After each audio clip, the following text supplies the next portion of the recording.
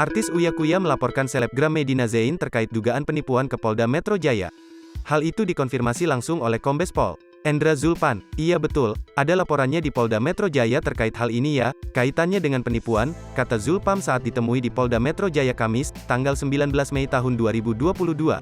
Laporan tersebut menurut Zulpan telah didaftarkan sejak tanggal 16 Mei tahun 2022. Diketahui, Medina Zain diduga melakukan penipuan terhadap suami Astrid Hairunisa, tersebut terkait urusan jual beli mobil. Laporannya kurang lebih ada 4 hari yang lalu. Kaitannya penipuan yaitu yang mana korban ini Uya Kuya ini sudah mentransfer sejumlah uang kurang lebih 150 juta rupiah, tutur Zulpan. Ternyata hal-halnya adalah perjanjian jual beli mobil namun ternyata tidak terjadi beli mobil tersebut namun uangnya sudah ditransfer. Itu yang dilaporkan, sambungnya. Lebih lanjut, pihaknya hingga kini masih mendalami kasus dugaan penipuan tersebut.